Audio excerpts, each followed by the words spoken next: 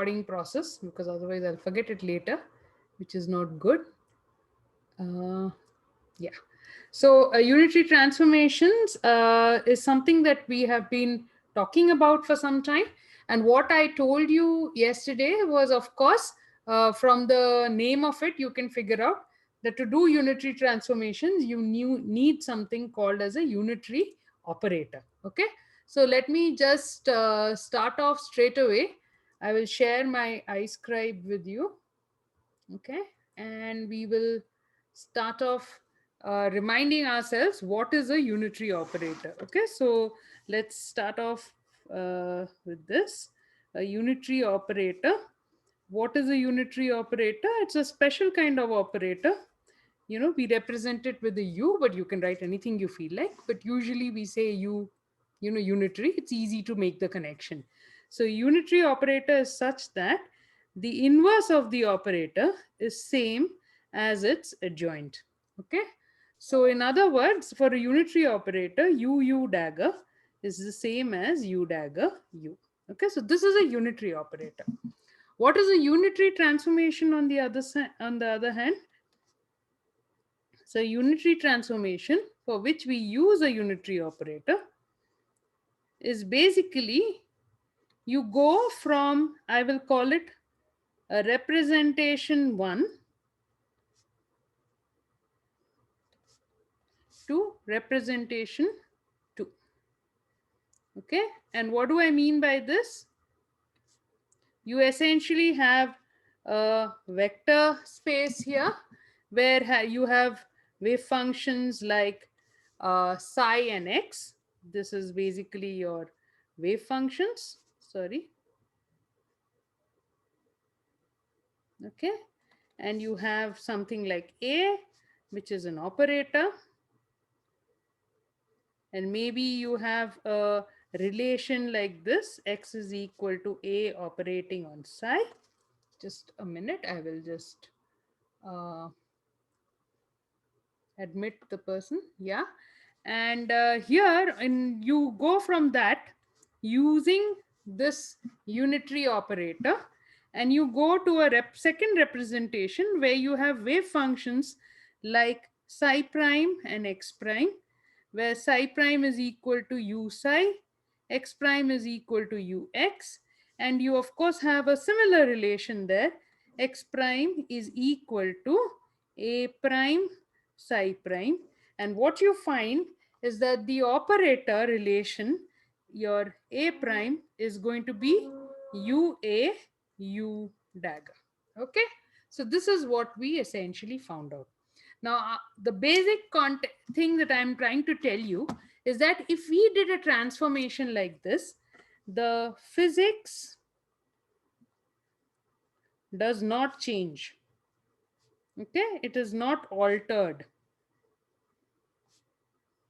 Okay, and the example I gave you in a completely different context is that sometimes you may have a problem presented to you. Okay, let's say in classical mechanics, you may have a problem which is given to you in Cartesian coordinates. Okay, now you find that there is a certain symmetry of the problem, and setting up the equations in spherical polar coordinates makes it simpler for you. All right. Now, just because you have changed the coordinate system to spherical polar coordinates doesn't mean that the physics has changed. So this is, don't please translate this literally, but this is the basic idea. You basically go from representation 1 to representation 2 using a unitary transformation, simply because it is going to make the solution of your problem easier. But before we start doing all that, we have to convince ourselves that the physics actually doesn't change. And how do we understand that the physics actually doesn't change?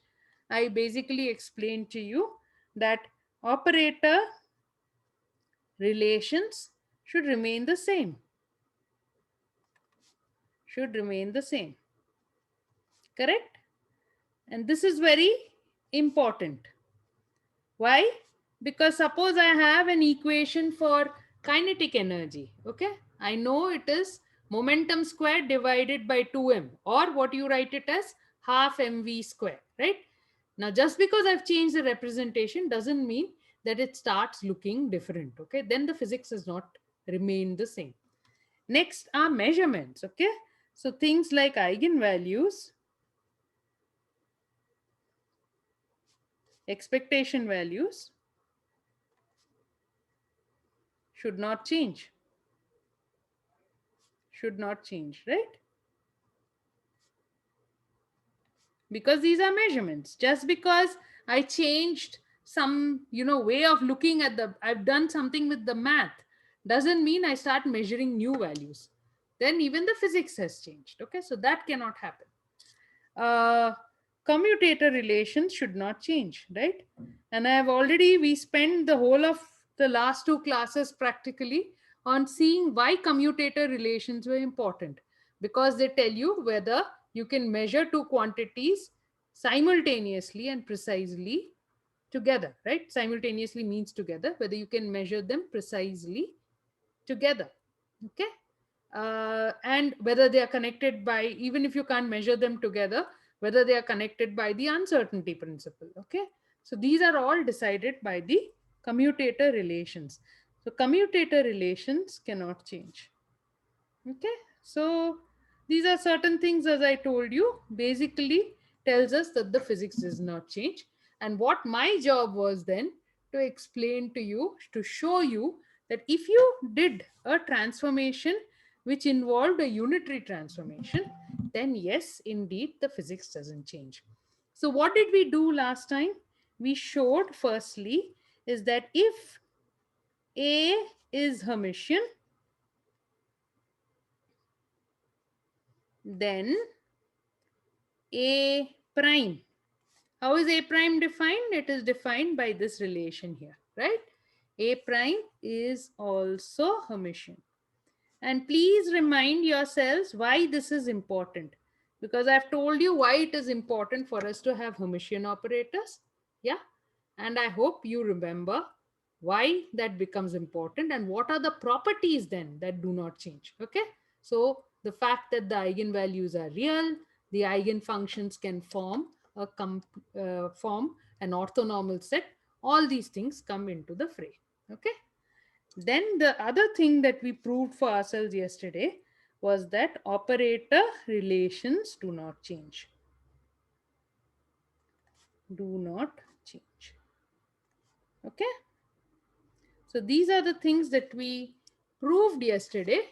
Now, if there are any doubts, okay, I'm going to stop the share.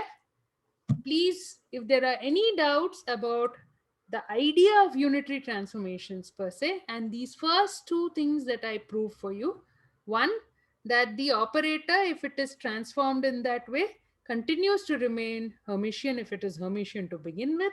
And the second thing, that operator relations do not change. If there are any doubts that you have, please ask so that we can get them cleared up. Are there any doubts, please?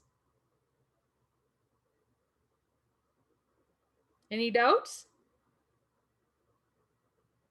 I know this is a lot of math. Somebody did ask me about this, but I hope I convinced you as to why we need to do this math. Okay. Any doubts, please? Has everybody understood these two relations that I kind of proved yesterday? Any doubts in that? I know it is late in the, it is the last class, but if you can take some effort and tell me, it'll be nice. Any doubts, please? No, ma'am. No, it's good. Okay, fine. All right. So let us then continue. Okay. Somebody has come in. So I'll get back to my ice cry and we will continue from there. Okay. Now let us go to the next relation. And the next relation that we will talk about, we will try and look into this one here. Okay. So I will try to prove to you that commutator relations do not change. Okay. So commutator relations do not change.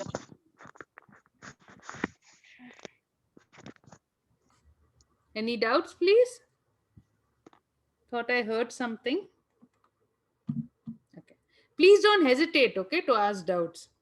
All right. So what do I mean by commutator relations do not change? I mean that if you have a commutator between operator A and B, okay, so this is operator A and B, and you let us say that it is some small c, okay, all right, it will be some number, you know that, okay, so it is some small c. The commutator between A and B is some small number c. Then here, what do I have? I have A prime and B prime. Please remind yourself what this A prime and B prime will be. They are essentially the transformed versions of A and B. A prime is the transformed version of A and B prime is the transformed version of B. This will also be C. It doesn't change. So if this C is IH cross over here, it will continue to be IH cross over here. If it is 0 here in the first case, if commutator of AB is 0, which means A and B commute, then A prime and B prime will also commute. Okay, so it is like that. So let's try and prove this. Okay, so let us say we will take what is A prime B prime commutator. Okay, what is this equal to? This is nothing but A prime B prime minus B prime A prime. But what is A prime? A prime is nothing but U A U dagger, correct? Similarly, B prime, this is A prime. B prime is nothing but U B U dagger minus, and then you have B prime again. This is U B U dagger, and then multiplied by U A U dagger. Okay. So thereby, this is going to be equal to, we can write it as UA, and now I'm going to group these two together, okay? This U dagger, sorry, it will be U dagger U, okay? My mistake, U dagger U, and then you have B U dagger minus, over here you will have U B, again here I will group together U dagger and U, and then I will have A U dagger. But we know that U is unitary. So U dagger U must be equal to I. And then anything which is operated with I becomes itself. So we'll just ignore it. Okay. So what you will get now, you will get U A B U dagger minus U B A U dagger. Okay. So what I'm going to do now is there is a U in the beginning here. There's a U in the beginning here. So I'm going to take it out. Put this as a bracket. I will write AB. And then please note there's a U dagger at the end over here. And there is a U dagger at the end over here. So I will take it out and put it at the rightmost. So I'll get AB minus BA U dagger. But what is AB minus BA? From here, this AB. AB. Yeah, we know that AB minus BA is nothing but C, right? The small c, which is a number, correct? So we will write that over there. We will write it as U small c U dagger. Okay. Remember that C is just a number. I'll have to change the page, unfortunately. So I'm going to do that. And I should remember to do it over here as well. Okay. I'm very happy that, that I can hear comments from people, which means you're following. Extremely happy. Keep it up, please. Okay. The more you get involved, the better it is. And I feel very happy as a teacher that you're all, with me. Just 1 second. Yeah. So now what do we have? Thereby the commutator between A prime and B prime is nothing but, what was the last step we had over there? We had U small c U dagger, right? Is this correct? Have I written it correctly? Yeah. So now this C is a number, no? So we can just pull it out, okay? So we'll put it here, and then we have U dagger. But what do we know about U dagger? It is nothing but identity. Exactly. It will be nothing but, C into the identity. So we can just write it as C, no problems. Okay. So therefore, we have A prime, B prime commutator also equal to C. All right. So therefore, commutator relations do not change. Okay. Now, very important. So let us have a look at what we put over here. So point number 2, which was not point number 2, point number 1, which said operator relations should remain the same. We have already proved. And then point number 3, that commutator relations cannot change. That also we have proved. So let's try and deal with this one. Okay, this eigenvalues thing. All right. So let's have a look. So any doubt in this, how we can show that the commutator relation doesn't change? Everybody is good with it? Yes, ma'am. Okay, Yes, ma'am. fantastic, fantastic. So now let's go for your other thing. What is that? That the eigenvalues. So let me write it down correctly. Eigenvalues of an operator of A prime are the same as the eigenvalues of A. Okay. So this is what we are going to try and prove now. That the eigenvalues are A prime are the same as the eigenvalues of A. All right. So now let us imagine that we had A.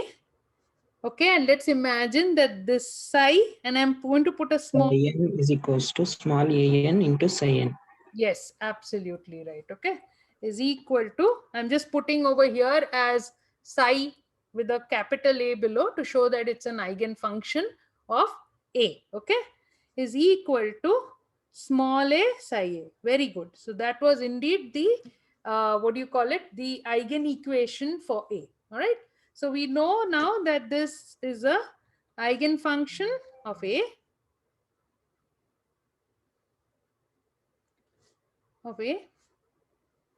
And the small a, okay, is an eigenvalue of A. Okay. So now what we are going to do is we are going to now introduce again, what is our friend over here? We will introduce this guy, okay, this u dagger u, which we know is equal to I. We can happily put it in wherever we feel like, because after all, it is the identity. So what we will do is that for this equation, we will put this u, A, then we'll put this, okay, psi A is equal to, and here we will put it here. Okay, so everybody with me? No problems, I hope, because u dagger u is I. How do we know that u dagger u is I? Because u is unitary. That's the definition of a unitary matrix. So now what will happen over here? We will get A u dagger, and this u psi A. What is this u psi A, please? It is nothing but psi A prime, right? U psi A must be equal to psi A prime. It's the transformed version of psi A. Okay.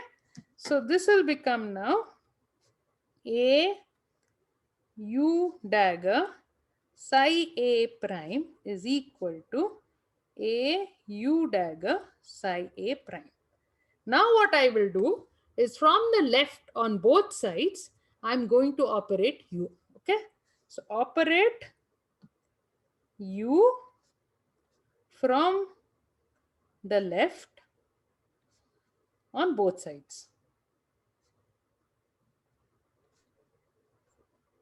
So then what will I get? I will get u A u dagger psi A prime is equal to u small a u dagger psi A prime. This implies, what is this UA U dagger? That is nothing but the transformed version of the operator A. Okay. We know if there is an operator A, when you transform it, it becomes UA U dagger. So this is nothing but A prime. So A prime psi A prime. Now look over here. This is nothing but a number. So we can pull it out. Okay. So we pull it out and we'll get over here U dagger psi A prime. But what is U dagger? It is nothing but I psi A prime. And we know that I is nothing but, what is it? It is nothing, I psi A prime is nothing but psi A prime. So we'll get A psi A prime. Okay. So this implies that A prime psi A prime is equal to A. So what is this now? Please note this is the eigen equation for A prime. Correct? So what is the eigenvalue now? Eigenvalue. Small a psi a. Eigenvalue is still small a. Correct? And what Yes, is ma'am. the eigenfunction? Eigenfunction is psi a prime, which is equal Psi to A prime. psi a. Exactly. All right. Very good. So what do you realize? So somebody had asked me the question yesterday, right? That why am I not bothering about the eigenfunctions? So what have we realized now? That if you have an operator A, and if psi A is its eigenfunction, okay, then in the new representation, when you go for this unitary transformation in the new representation, the unitary transformation of that eigenfunction becomes the new eigenfunction. That is all. Okay. So this is what I was trying to tell you yesterday. But what happens to the eigenvalue? The eigenvalue does not change. It continues to be the same. Okay. So this is very important. And why is this important? Because eigenvalues are linked to measurements, right? So when you, just because you have transformed the system, okay, why have you transformed it? Please remember, because your problem solving becomes easier in the new system, right? It becomes easier in the, not in the new system, that's a wrong thing to say, new representation. Your problem solving becomes easier in the new representation. But then your measurement should not change, right? Yeah, otherwise the physics has changed. Okay, you cannot be measuring small values of energy in representation 1. Change the representation and you get large values of energy. What does that mean? That you're going to get energy out of nothing, correct? That is, it is violating the law of conservation of energy. So such things cannot be happening, in which case the physics is changing and this transformation is a rubbish transformation. But what I'm trying to show you is that when you go for these special transformations called these unitary transformations, your physics does not change in the sense that your eigenvalues are remaining the same. So what all have we seen so far? If the original operator is Hermitian, the transformed operator is also Hermitian. The operator relations do not change. The commutator relations do not change. And now what did we see? The eigenvalues of an operator do not change. Okay? Any doubts? Any doubts so far?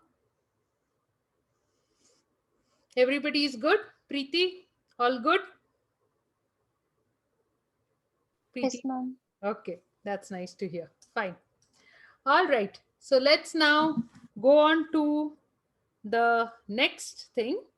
And what was it that we wanted to see? If you remember, let's have this, look at this last thing that I've written over here. I've written expectation values should not change. Okay. So let's have a look at expectation values. So let's just, oh, what happened? All right. Yeah. So let's go. So for some reason, I've lost some of my writing here. No? Okay. No, it's there. It was taking time to load, I guess. Yeah. So let's go for the expectation values now. All right. So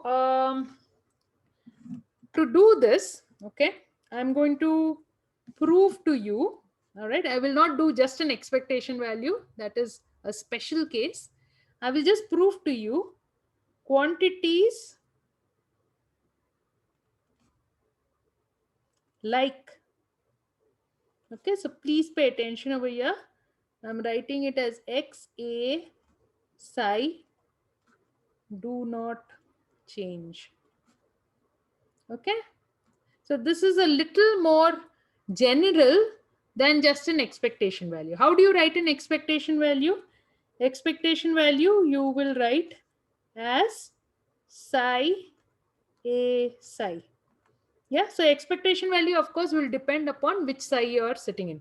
Normally you will also have a denominator which is the inner product of psi with itself. Right now I'm not bothering, assuming that psi is normalized. Okay, so we will just take it to be granted. So this is it. So remember that this quantity is a more general case. Okay, if you replace this x with a psi, then you will end up getting the expectation. Okay, then you will end up getting this. All right, so I'm proving it for now, this general case. All right, all good, everybody is good, I hope. All right, so let us now do it. Okay, so I'm going to change pages. Yeah, just I should remember to change pages here also, otherwise big trouble. All right, so now how do we do this? Let me just yeah, so essentially we'll start off with x a psi, and now we can write this. So what do we need to prove, please? That this quantity is the same as x prime a prime psi prime. Psi. We need to prove this. Okay, so how shall we do this?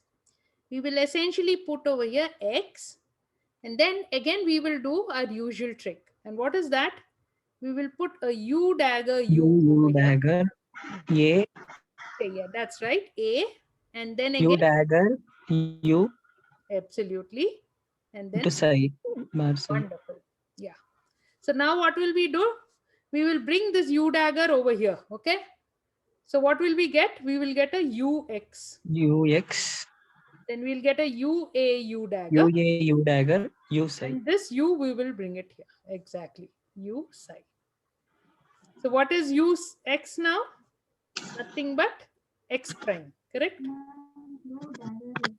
U dagger is what? A prime And u psi is what?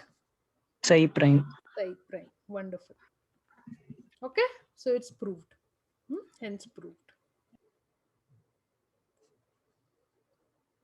Any doubts, please? Does anybody have any doubts? Have you been able to follow how this does not change? So now change your x with psi. So then you can prove that your expectation, if you put x is equal to psi, then we know quantities like x a psi do not change. Correct? And what is psi a psi like this? It is nothing but expectation value of a. So we know it doesn't change. You can do something more interesting. Put a equal to identity.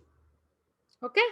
If you put a equal to identity, then what will you get? You will get x I psi does not change. Correct? Which implies I operating on psi will give you what? Just psi, right? Which implies that x psi does not change. Which implies inner product does not change.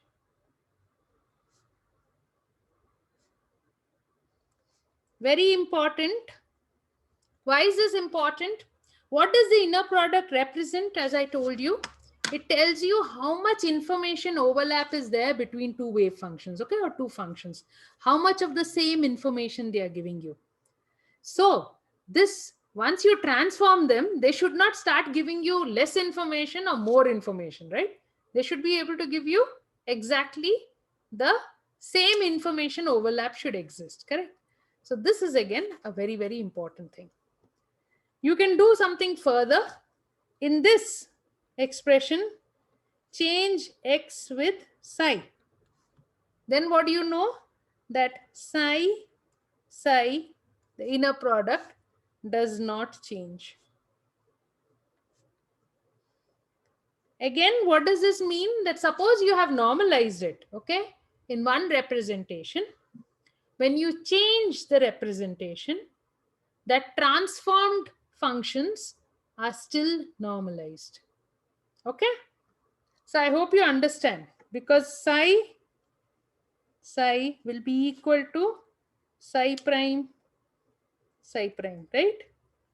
Which means that if this is normalized, which means that it is equal to 1, it means that this is also normalized. Okay? So just because you manage to prove that this quantity up here remains unaffected by a unitary transformation, so many other properties just follow. Okay? I hope you have understood this. Is this clear to everybody? Is this clear? Yes, ma'am.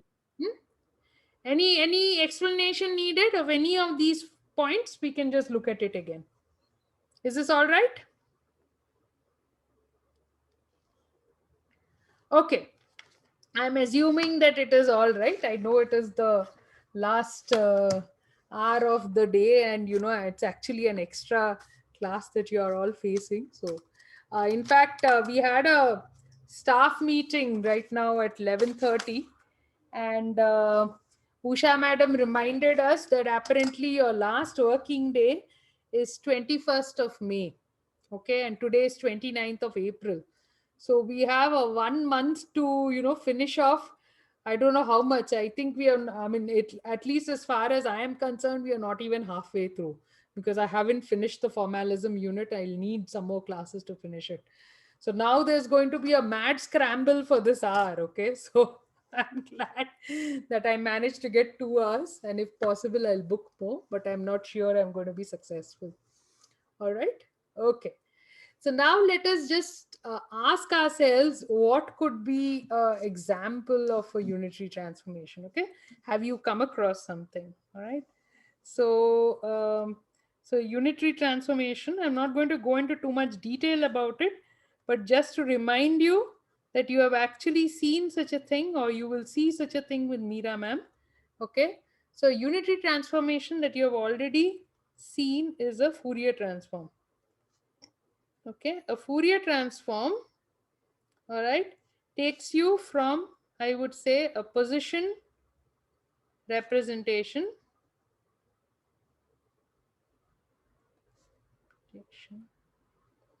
to a momentum representation.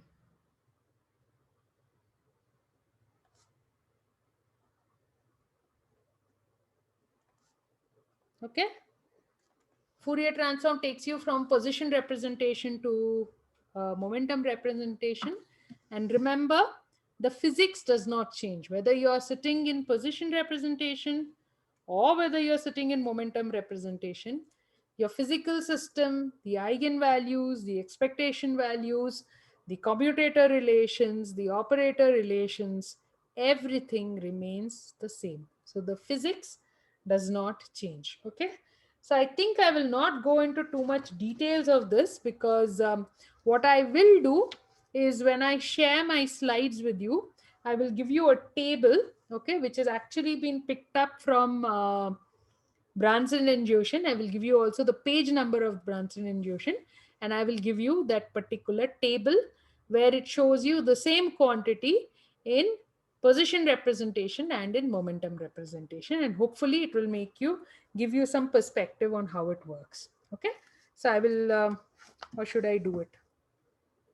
Now I think I will send it to you on the slides. Okay, it is better that way. So now let us move on further and ask ourselves, like, we are doing so many things, right? I mean, we talked about wave function, then we came to suddenly the idea of a ket, and we realized that we could have a column representation of a wave function. That column representation, of course, depends upon which set of eigenfunctions you are using. You will be, of course, using the complete set of eigenfunctions of some observable, but depending upon the observable, you can have different representations. And now, of course, I've told you about a unitary transformation where you can go from one representation to another. So what is this whole thing that is happening? Okay. So what I want you to get this idea in your head is that you have one system, all right, which has many, what do you call it? It has many um, possible configurations. All those configurations essentially together constitute an ensemble. You have all these wave functions which are representing it, and those we call them together, we call them as a vector space, right? Now when you are doing a ket representation, or you are doing an unitary transformation, which means that you're changing the representation, what are you actually seeing? You are essentially taking this universal idea, which we call as the state vector, and you are seeing its projection in different spaces. Now, I will give you an idea of what this is, but so just to give you, it's very abstract. So I want you to get comfortable with this whole idea. Okay, so let me just stop the share, okay, and let me just explain to you, all right? So the idea is this, okay? You have essentially, okay, I don't know why I'm getting such a strange representation. Doesn't matter. Let's go back to the gallery view. Okay, so the idea is this, okay? Imagine that you have a football, okay? You have a football. And now this football, of course, you know how it looks in three-dimensional space, okay? But suppose there is something which can only sense it in 2 dimensions, okay? Or let us imagine you're taking a photograph of it, all right? So a photograph is a representation of the football, you agree? But what happens in the photograph? It becomes 2 dimensional. You don't have an idea of the depth perspective, okay? All right, so you're going to just take the photograph of the football. So now you take the photograph. Let us imagine this is the football. You go from top with your camera and you take a photograph. What will it look like in the photograph? It will look like a circle. Then you have the football, you go to this side and you take a photograph. What will you see? You will see this circle. You go to this side also and you take a photograph. You will still see a circle. Okay. Now, if there is a different design on different parts of the football, you're going to have different photographs with that circle showing you different designs. Now, remember, all the photographs are of the same football, right? They are not of different football. So they are representing the same physical system, but they are different projections. And it is one thing which is being shown in all these directions. And it's only when you collect all those things together, maybe you will get the full information. But suppose you're only interested in how it looks from this side, you take this photograph and it's good enough for you, right? Yeah. You want to see only how it looks from the top, you take this photograph and it's good enough for you, and you may be able to do it. Some other day, you may require a photograph from this angle. That day you can take that projection and it is good enough for you. So please remember that this state vector is like the football, and the kets are like projections in these various directions. They all represent this one physical thing.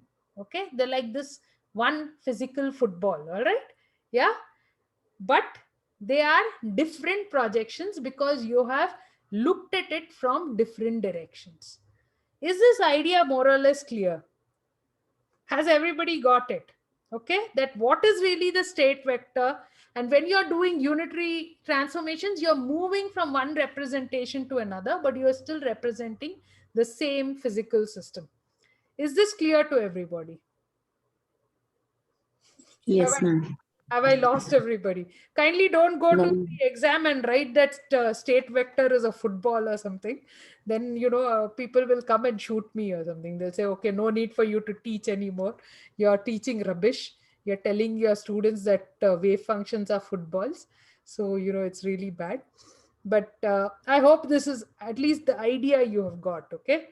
that it is one physical system, but it's different projections. Okay, so you can think of this sphere which is being projected, let us say, in the what do you call it, in the xy plane, in the yz plane, in the zx plane, and so on and so forth, and thereby you get different pictures, but it all represents the same thing.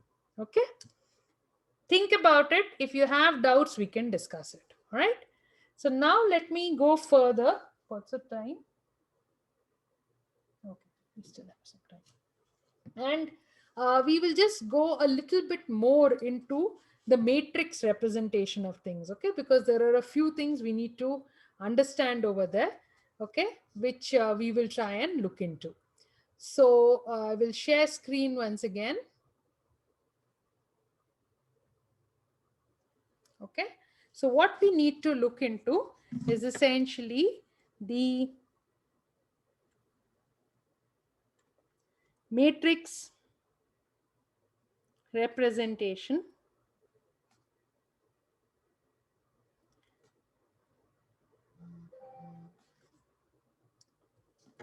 of, I will call it as, wave function and operators.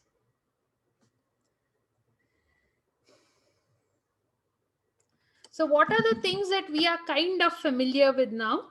By this time, I hope we have convinced ourselves that we could write a wave function, okay, as a column matrix, right? Okay, so it will be C1, C2, like that. And how do we get the C1, C2? Because let's imagine that we have an A, which is an observable, and we have a set of eigenfunctions of A. Okay, these are eigenfunctions of A,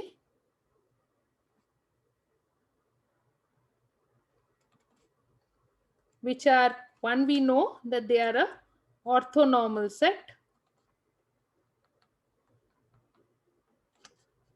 and the other thing that we know is that they are a complete set, right? And what do we know? I'm going to change pages again. Let me change pages here.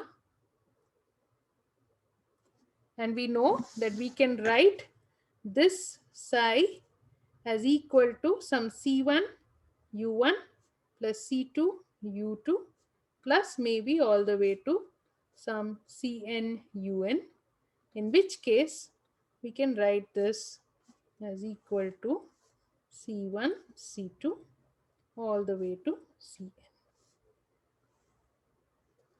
Okay, yeah, so this is basically it. Now how will we write the, this is the ket, as I told you. How do we write the equivalent, the corresponding bra vector? All right, how will we write it?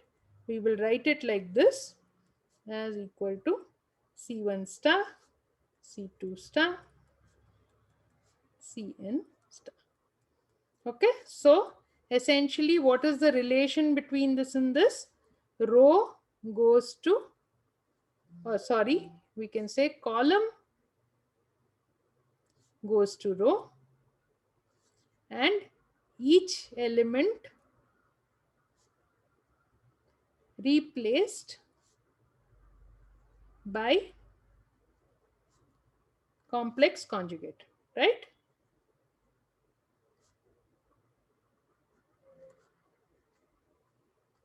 Okay, each element is replaced by the complex conjugate. So that's how, that this is what we know so far. Now what else do we know? So let me just see, I don't want to miss anything over here. Yeah, so suppose now you have an operator A over here. This operator we know will be represented by a square matrix, right? It is represented by a square matrix. Now suppose you have the situation that your A psi gives rise to a new wave function, let us say x. Okay, your A psi gives rise to a new function x. Then please remember, just one second. Okay. Um, yeah. So what you have to remember is that this x, okay, so here what did we say? We can write this as that your psi is equal to summation over I. Since we have written 1 is to n, let's keep it as that, ci ui. Okay. Remember, this x is also belonging to the vector space. So your x can also be written as a summation over I. Some, let us say, di ui. So thereby your x ket can be written as d1, d2, all the way to dn. Right? Yeah, we can write this. Now what I am trying to basically tell you, I think I really messed up my pages. Yeah. Just 1 second, everybody. Yeah. All right.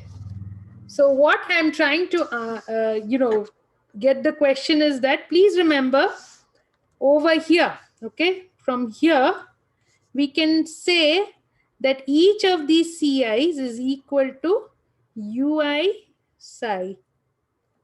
Similarly, here we can say that each of these DIs is equal to UIX. Okay. So what we are asking right now is what is the relation between the DI and the CI. Okay. What is the relation between the DI and the CI? Okay.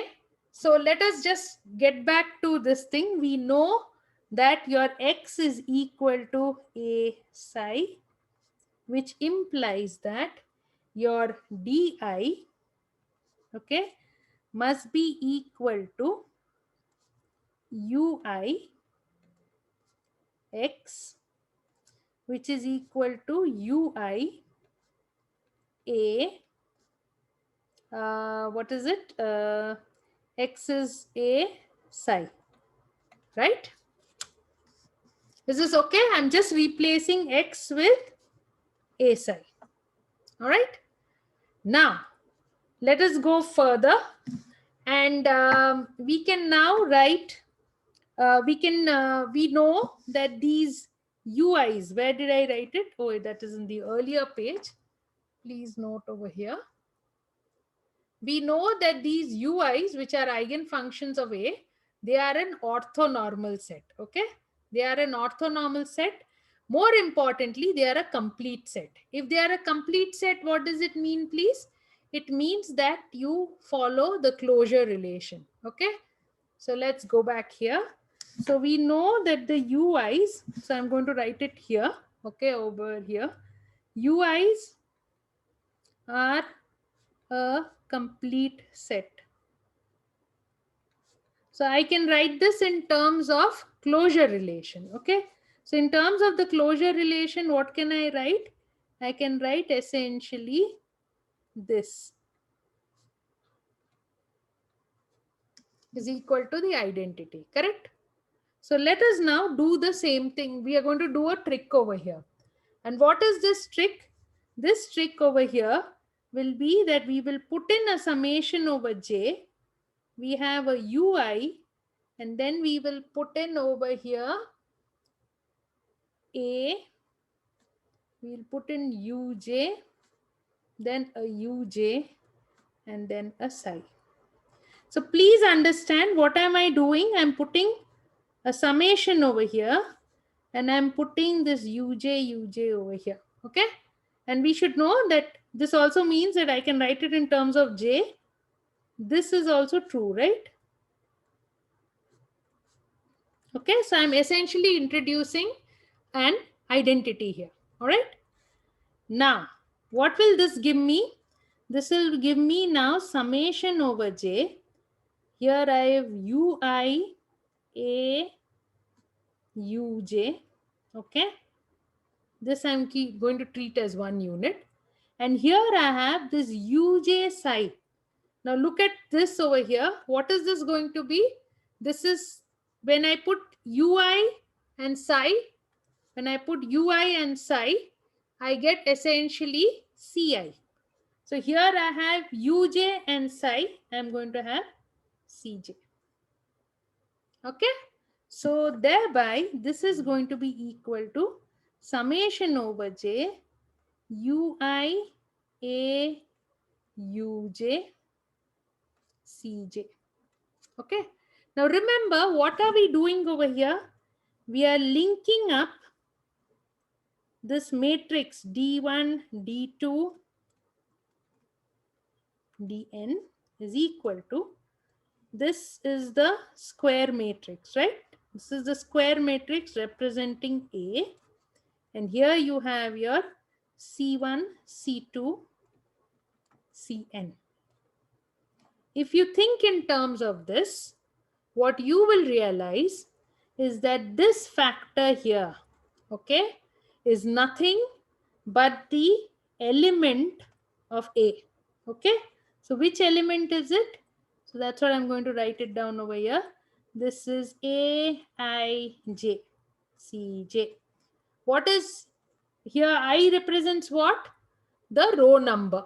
What does J represent? The column number.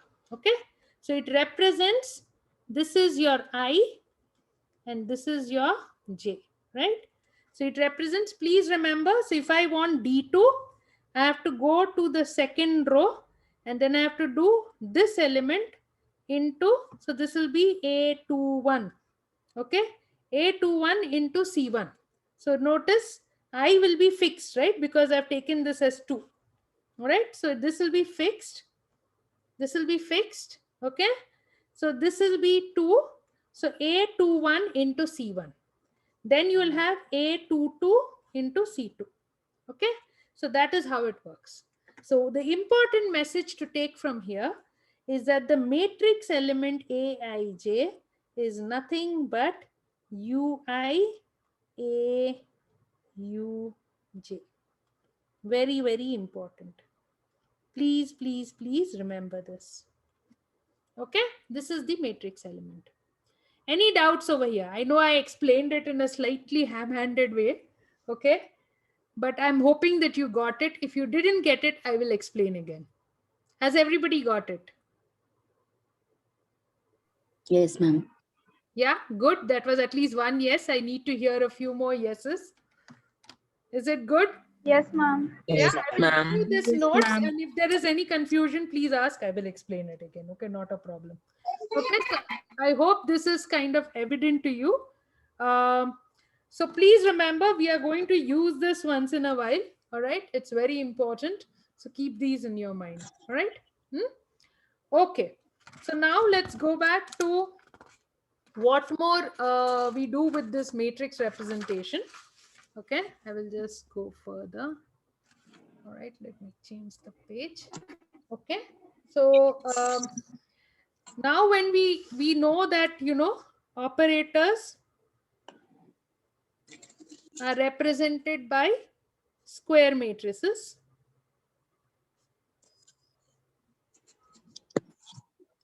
and if you have you know, the basis set, okay, the basis set, which is basically the complete set of eigenfunctions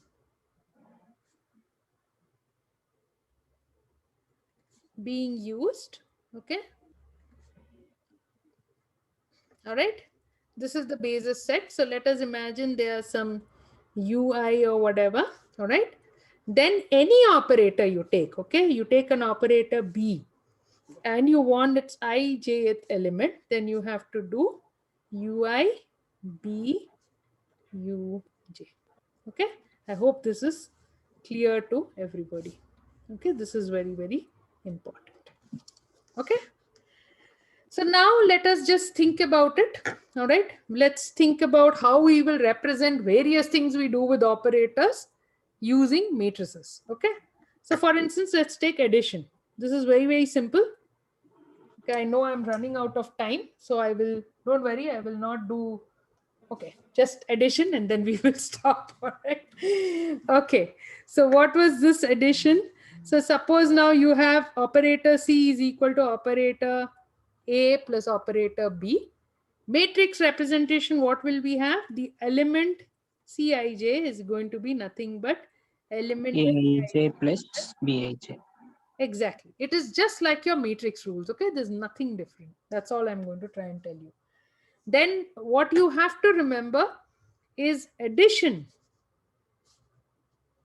is commutative. There is no problem with this. Okay,